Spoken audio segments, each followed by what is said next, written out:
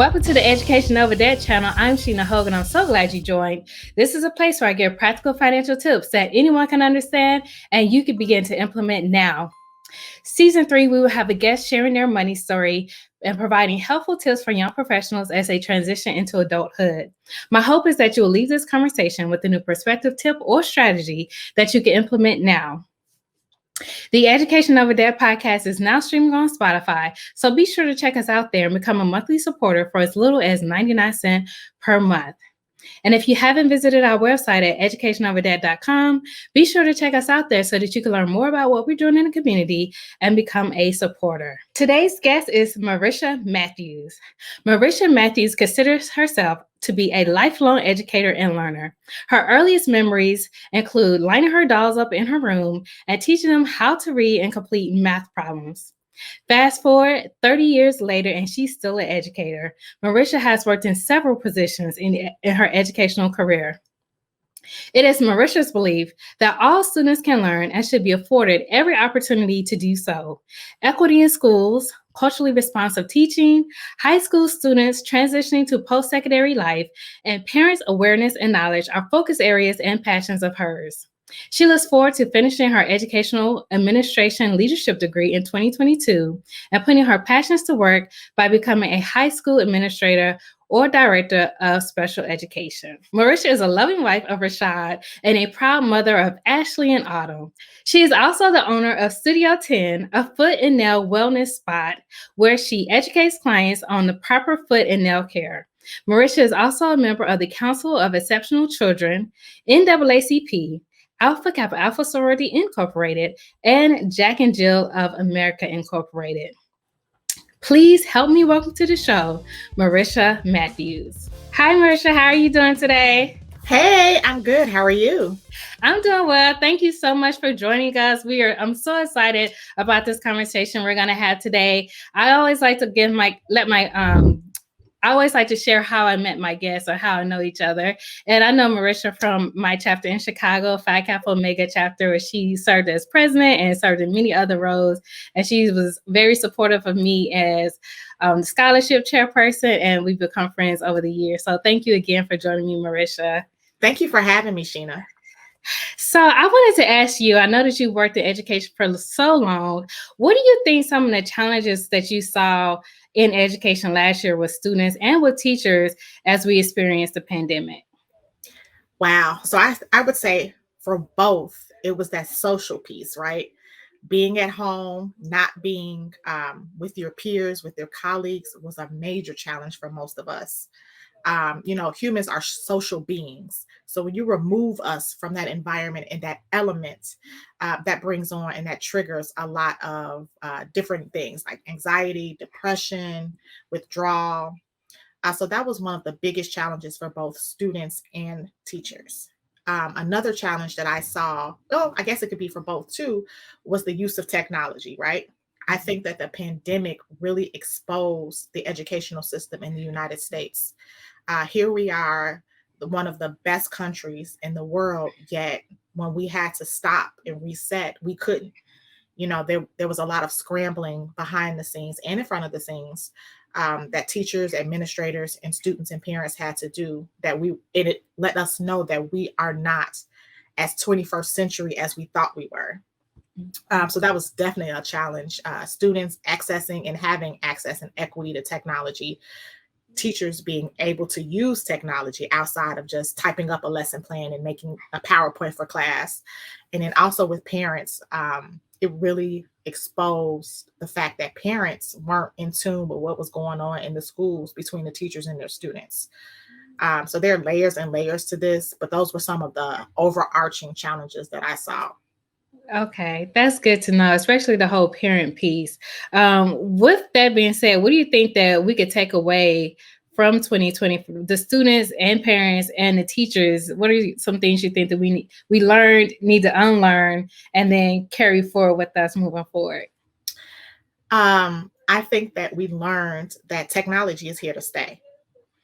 And technology could be a great thing, and it also could be a hindrance. So I think everybody needs to recognize the trends in technology within their respective fields and work to get better at those and keep up with technology, because technology changes every day. Every day there's something new about tech coming out. Students need to know how to continue to be resilient. Once we get back to something that's quote unquote normal, there's opportunities, right, for them to persevere and keep pushing themselves. So I work with high school students, and they're getting ready for college or they're getting ready for the workforce. And one of the things I would continue to tell them is that you learned through a pandemic. No other generation that's living can really say that. And so you need to use that to your advantage. When I work with students on creating resumes, I say that you're a digital ninja, right? You know all of these apps, the software. You know how to do so much more than even our generation knows. So you need to include that in your resume, on your applications, whether it's job or college, and continue to get better at those things. Just don't rest on your laurels and I know Google now, but continue to know Google, because Google's going to keep pushing things out and changing things. I know Microsoft, or I know Apple, or whatever. Just keep learning, just keep learning. And that's pretty much for everybody. Everybody at this point needs to keep learning technology. Right. Do you think that students started, because of all the apps and everything? I know people are into like TikTok and Instagram and so much social media. Do you think the students lost interest in going to college, or you think they still see it as being valuable? I think I think they still see it as valuable. But I think the students who are already thinking about going to college still see it valuable. But I think some of the people who were wavering are seeing now that 2-year colleges, community colleges, are viable options, as well as the workforce and then going back to college, or the trades. There's been an increase, and I don't have the data in front of me, but there's been a surge in applicants, both male and female, to the trades. Um, and that's a wonderful place to go, because you can go to the trades, become an apprentice, work, and then go back to college and you have a trade. Mm-hmm. You know, if you have these things, then people say if you have a trade, you'll never go broke. You'll always be in demand, which I think is true. And then also the 2-year community colleges, a lot of students now are like, okay, my parent might have lost their job during the pandemic, or, my scholarship or the grant that I had lost its funding, but I still want to go to college. Well, a 2-year college is very viable. It's actually very smart, if you ask me. So I think that that's going to continue to be an option. And then 4-year colleges, we've seen a surge in applications to HBCUs. Because I think everything that's going on in the world with the cultural relevance has really pushed HBCUs to the forefront. And I know both you and I are alumni of HBCUs. And so we already knew its importance. But I think a lot more people now are starting to see that, and it's starting to apply, whereas before they would go where the money is, whether it's a state school or stay at a community college. Mm-hmm. But I think a lot more African-American students are pushing towards HBCUs. Now, do you think that parents are seeing the value, like you talked about going into the trades and going into community colleges? Do you think that parents see the value in those things and going to HBCUs, or do you think the parents are still like, go to a 4-year school? I worked at city colleges when I was in Chicago for like 3 years. And sometimes they would look at city colleges like it's a 13th grade, but it's not. And not all the city colleges were the same. And so do you think that parents are starting to see a shift, or at least some of the teachers and CPS seeing a shift that it's okay to come to like city colleges? Because I think city colleges are good. Each campus is different, but it still was valuable. Absolutely. And let me just say, I can't speak for any other metropolitan city, but the Chicago city colleges are awesome. They blow my mind, because you can go, and the city colleges in Chicago, they specialize around a certain industry. And so, I mean, just to see that, you're like, I can be on the south side of Chicago, but I know Truman has aviation. Mm-hmm. So I can still do aviation. I want to be a pilot one day. I can go do aviation. Or I'm on the north side, but I really want to be a chef, but I don't have the money to go to like Le Cordon Bleu or Kendall College. So I can go to Kennedy King in Inglewood and get my associate's degree and get all of these certifications, and then transfer into another culinary institute. Mm-hmm. So it's just amazing. And I think they're starting to see that because parents are like, listen, we don't want to be strapped down with these parent plus loans and all these other loans for 20, 30, 40 years. And so I think there is a push for parents and them seeing it as a viable option. And also, I know in CPS, there's a new program, well, not really new, but called Early College. And so they're partnering with the City Colleges of Chicago. And so students are able to earn their high school diploma and their associate's degree by the time they graduate. So we're seeing a lot more of that. The school that I worked in at CPS was the P-TECH model, P-TECH out of Brooklyn, New York. They kind of started and led some of this work. And so we're starting to see a lot more schools. I know there are schools with the P-TECH model in Colorado, Illinois, New York. So we're seeing a lot more schools partner with city colleges or local colleges to do that early college, that dual credit, as it's called in the high school. Okay.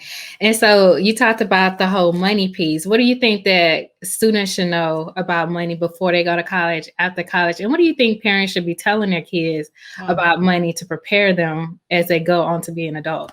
Oh my goodness. There's so much to learn. So much to learn. You know, I think sometimes we as older individuals live in our shoulda, coulda, wouldas. I wish my mother woulda told me not to get that credit card when I first get on campus. I think that there's you know, in education, I'm seeing a lot more financial literacy courses being offered, college preparatory courses. And so I'm hoping that these courses are really talking to these students and giving them the actual factual and not just passing them through. So I think from a high school standpoint, students they have to take a financial course and not just a math course, but it's got to be some of that, how to write a checkbook. I know checks are becoming obsolete, but that's still a good skill to have. Just a caveat to that, you will be surprised at how many seniors don't know how to address an envelope. So getting back to those things, like, you know, checks are becoming obsolete, but who knows, they may come back in 20 years. And then this generation wouldn't have known how to write a check. So those types of skills, balancing a checkbook or balancing your bank statement. What is a bank statement? You know, going to a bank, looking at the different types of accounts. That's knowledge that they need to have that knowledge when they go to college. And parents need to start talking to their kids about money. I know my parents really didn't talk a lot about money. And so, I amassed a lot of student loan debt. And it's been, to be transparent, difficult to, do certain things like buy a house, for instance, until they just passed this new law with the Fed loans. It's been difficult. And I know I'm not the only one that it's really difficult to purchase a home. And so knowing that I should have not taken that, refund check, right? Because in some colleges, you get your financial aid and you're like, okay, I'm going to get a little bit over. And then I'm going to get that refund check. And that's going to last me a little bit, right? That's my little pocket change. But had I known what I know now, I would have not been waiting for that refund check as much as I had things planned like, oh yeah, I think one refund check, I bought a car.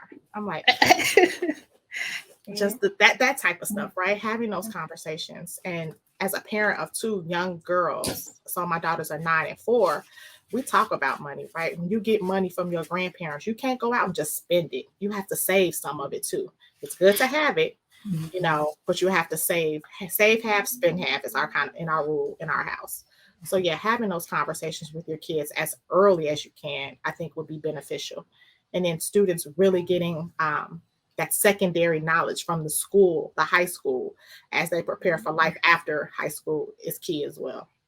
Yeah, I think that was one of the things I saw just for myself. My mom was very good with telling us not to get the credit card. And she ain't going to tell a lot of details, but she gave us the basic. But I saw once I left school, just getting an apartment, security deposits, maybe even security deposits for your utilities, stuff like that. I didn't even think about, because I think most people don't, or like adults, because they've been living out so long, they don't think like when you get your first apartment, you may have to pay a security deposit, or you may have to put a security deposit for your utilities if you don't have enough credit, or I don't know, a loan history or whatever, things like that. So it was like those things that I didn't really know about, but I learned about it later. And then staying in Maryland with the state taxes being so high, just knowing that you may get a paycheck or your income may be one thing, but there's things that come out of that paycheck. So it's not like that's going to be your actual paycheck come home. You got taxes, and Maryland had Maryland taxes and locality taxes, and it had health insurance and retirement, just all these things that came out. And if you net it,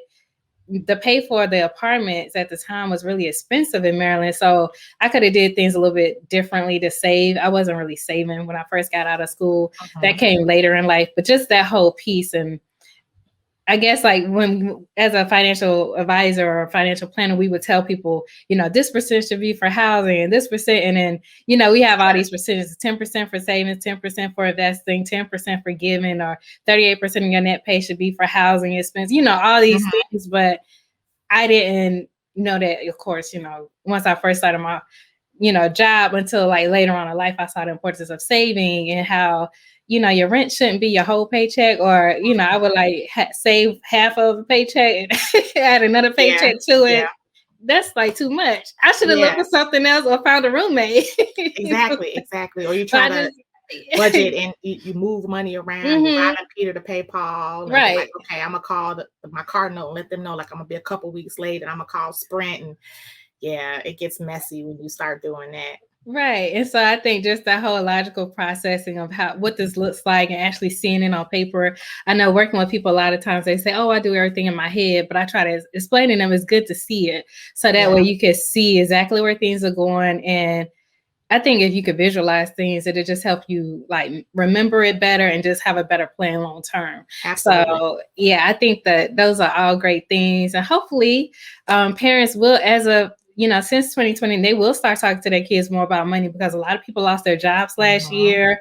A lot of people was impacted. And so now I think even with the college thing, I had a job where I could work from home. I could easily transition and I didn't have to put myself at risk of, health.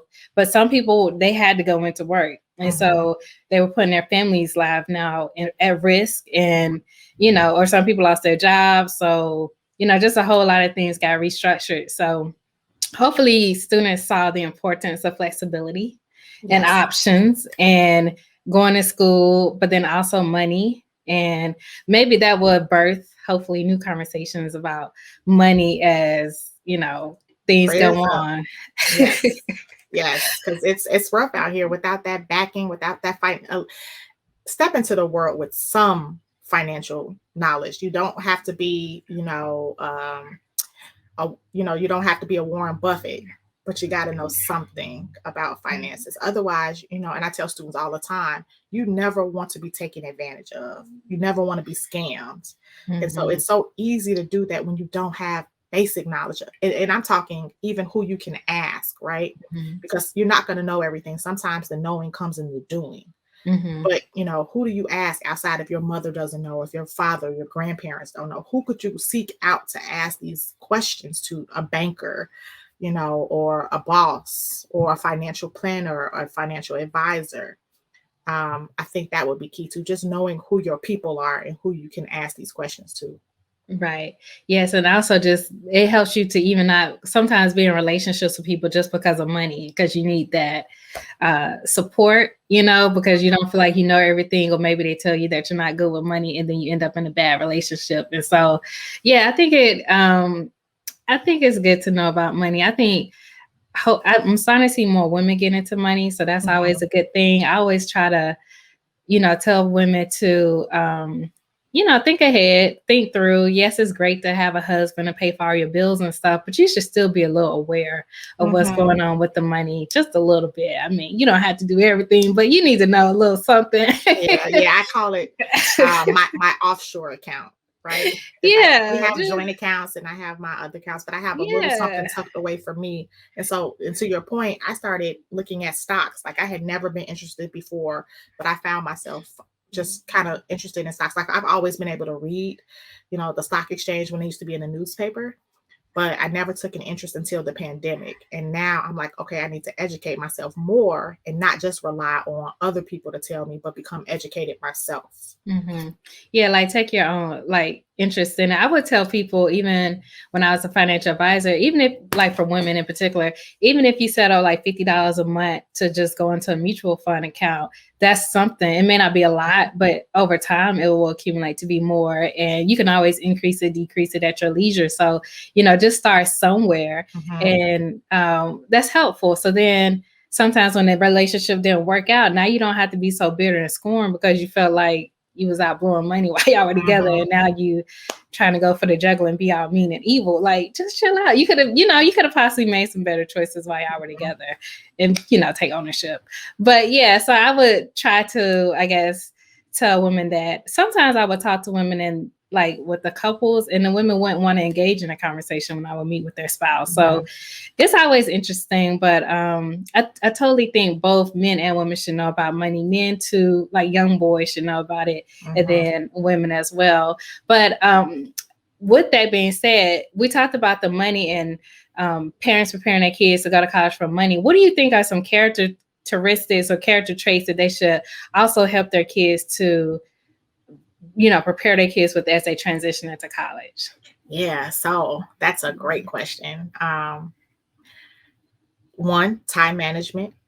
You got to have some time management. I tell my students, my seniors, like, listen, mama's not going to be there to get you up out of bed once you go off to college, or you get this apartment that you feel you're going to get on your own. Like, you're going to need time management. And so one of the things I do with a lot of my students is I know planners are becoming obsolete. I tell them put their homework in their phones, put it in the calendar on the phones, and then screenshot it and send it to me so I can make sure you're doing it. And then I give points, participation points here and there based on that type of stuff. So getting into a habit of, writing your schedule down and time management. Also self-advocacy, right? When you go out in the world, nobody knows you like you. Your mom is not going to be there to march up to the school when you have an issue with your professor. In fact, that's a violation, I think, of like HIPAA laws or something like that. Oh, it is? Oh, is that new? I've known about it for a few years, but yeah, your parents can't call, they can't call Hillman College and say, what's Dwayne's GPA? They can't do that. So it's all on you. And so when you feel like you're being done harm, how do you take that? Like, how do you speak out for yourself? Self-advocacy skills are so critical and so crucial as you move past 18 and 19 into your adult life. I would also say a sense of being resourceful. And I know I touched on this before, but knowing who you can talk to and how you can get information is key. Not everybody has your best interests at heart. So you gotta know where I can go. And then I know you can't really teach this, but a level of discernment. You got to know who's for you and who's against you. And then just kind of weeding out your friends and things like that. But I think time management, self-advocacy, and being resourceful are the top three for me. Because if you're resourceful, you can find the information. If you're a good self-advocate, you can speak up for yourself. And then if you have time management skills, then you'll be fine. You're setting yourself on the path of success. Because college, that first year is, I hate to sound cliche, but it's a different world. It's not, it's not your senior year in high school. It's not that. It's so different. Even those that are in the workforce, right? It's so different. You're now accountable to a boss. So in my class, in my second period class, that's the first class of the day. If you're going to be late, you have to send me a text message. If you don't send me a text message, then you lose points. And I do that because you have to get a sense of being accountable to somebody, either a professor or a boss. When you borrow a pencil in my class, you got to leave collateral. Because in the real world, when you borrow something from somebody, they're going to take some collateral from you. And so if you borrow anything, you need to leave me an ID. You can leave your wallet, your phone, whatever, but it's got to be something of value. You can't just give me, just any old thing. It's got to be something valuable. But I'm starting to teach them these lessons because the unfortunate part is I don't think they're getting it at home. So somebody's got to step up. And I said, okay, I'm going to do this. But those are the top three skills that students need as they transition out of high school into post-secondary life. Yeah, I think that's really good that you said self-advocacy, because not only do you have to speak up for yourself, but if something does come up, like you don't agree with the professor, how do you speak up in a positive way or professional way? Like you can't go up there and cuss them out and be ready to fight them because they gave you a bad grade. How do you say it in a way so that they can hear you and take you serious, and then maybe consider what you got to say? Because if you have an attitude, then guess what? You're not I don't know what to tell you. You're right. Yeah. Yeah. And the students will tell you in my class real quick. They get the look, and I tell them, go on, fix yourself and come back. Let's try this again, round 2.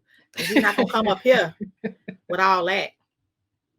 Yeah, and I think that's important to know. And then I think it's good too that you even talked about being resourceful and accountability. I was resourceful in school. I didn't have housing. I wasn't offered housing like the second year they had lottery. So I had to think through like what's another way to get housing, but I didn't even, I was about ready to break down and cry. And, just because I wasn't thinking or, I wasn't challenged to think until someone challenged me. But, things like that. And then accountability, because you're right, at work, you have to be accountable to people. And I think in general, it teaches you to be accountable to yourself, right? Like, yes, it's great that I'm on time for you, but why am I on time? So that, because this is valuable to me. So I need to make sure that I show up and I put the effort in to get what I want to get out of it. Right. So those are all really, really great tips. And I really think that people listening can, write those down and take it with them and share with their students or their children, and even maybe find other ways that they can incorporate it in their lives so that they can be successful. So thank you for sharing those tips. Also, before we leave, I want to go through, I do like rapid fire questions with my guests. And so I want to ask you a few rapid fire questions. Okay. All right. So the first one is paper or plastic? Oh, paper. Paper. Okay, that's good. Best advice you've received or worst advice you've received? Best advice I received. Gosh, that's be you in everything you do. Be you. Oh, okay. Yeah, that's tough. It was very tough for me for a very long time, but I'm starting to get it now. Why was it so tough for you? So there's this thought about imposter syndrome, right? That you have to be a certain way, or you feel like you don't deserve to be in a certain space because of whatever. And so you try to minimize yourself in order to fit in or think you fit in. And so I found myself doing that a lot, and I wasn't my authentic self. But, more and more people are like, be you. It's only one you. God made you, you, and the world needs you. And so really figuring out like, I deserve to be here. Like even when I sit at a table in my district with district administrators, and I'm not an administrator yet, I get really like, I shrink. And then I'm like, no, I was invited here for a reason. I deserve to be here. Be you. I like to talk, but when I found myself in these spaces where I felt like I was an imposter, I wouldn't say a word. But now you can't shut me up. When I'm invited to a table and it's about something I'm passionate about, I'm not going to be quiet. I'm going to be me. And so realizing that. That's good. That's really good. Okay. And my last question for you. Recently, Jeff Bezos gave Van Jones $100 million and said, do with it what you want. If someone was to call you tomorrow and give you $100 million, what would you do? Oh, man. Okay. 100 million, right? First, I'm paying off these student loans. You hear me? I'm paying them all for me and my mama. Yeah. Fed loan and Sally Mae don't have to ring our line at another day. And my husband's loans too. So that was first. Of course, tithe. But then I'm also really passionate about special education. So I really want to create a scholarship program for students who have had IEPs or 504s, because there's this thought that just because you have an IEP that you can't go to college or you can't do, and it's just absurd. So I would establish a scholarship for special education students. I also want to open up a nail school. So I'm also a nail tech. And so I want to open up a nail school out by where I teach. So I teach in the South suburbs. And the city of Chicago, because we're so close to the city of Chicago, a lot of times the South suburban and the areas around Chicago don't get a lot of resources because they expect everybody to go to Chicago to do this and that. So I really want to bring some of that out to the South suburbs. And then the rest, I may invest it, definitely put up some for my daughter's college education, both, undergrad and graduate. And then I don't know what else. I'm pretty sure I have people knocking at my door from 6th grade talking about, listen, you remember when you bought me, I bought you that milk in 6th grade. So I don't know, but those are just the first few things that come off the top of my head. That's good that you talked about giving the scholarships to IEP and special education. That's really good. You know, I've been talking about the scholarships that I give out, and one is to like undocumented students, because like in Chicago, with I taught it daily for a long time. Mm-hmm. So a lot of those could be considered undocumented students. Like we would have that in the adjunct. The whole ICE piece, and if they come, what do we do, all that good stuff. And so that was, and then also I had Spanish as a minor undergrad, so I like the Latino community. But the special eds is pretty good, because I never really thought about that with the IEPs, but that may be something I may consider in the future. I don't know how I would evaluate it, but and it would just be, I mean, it could be merit-based, but I think that not enough teachers and case managers, so I'm also a case manager, are telling students, this isn't it. Just because you have an IEP, you can go to college and be successful. Each college, but it's a federal law. They have to have an Office of Disability Awareness or Disability Services that are there to support you. You can do this. And I think so often we direct our students with IEPs and 504s, or IEPs specifically, to the trades or to the workforce. But why can't they go to a 4-year institution and be successful? They can. They just have to have the supports and the information. Right. Yeah, you're right. They do have the whole disability piece. Like with the city colleges, that's really big. You could go somewhere and take your test, go somewhere for extra tutoring, all that good stuff. So it is there. I think you're right. I think a lot of people just don't think, I don't know, maybe they're not interested. I think that's probably what the thought is. They're not interested. They won't do anything educational. They just go with their hands or something like that. Yeah. I think that's kind of what, I think that's the thought. But yeah, that is good. Okay, I may consider that in the future. I didn't think about that. So I think that's all I have for you. So thank you so much, Maricha, for joining us. Thank you. Thank you for coming on to the podcast. Thank you for all your support. And we will talk with you soon. Absolutely. Thank you again. Bye. Bye. Wow, that was great hearing from Maricha Matthews in regards to what we could do, or what parents can also do to help prepare their students to be successful in college. If you found this video or this podcast to be valuable information, please share with your family and friends, and tell them to check out our website at educationoverdebt.com so they can learn more about what we're doing in the community. We thank our guests for coming on to the show. We thank you for listening. Thanks for all your support for the foundation. Remember to live life, love life, and be well. I am Sheena Hogue, the founder of the Education Over Debt Foundation.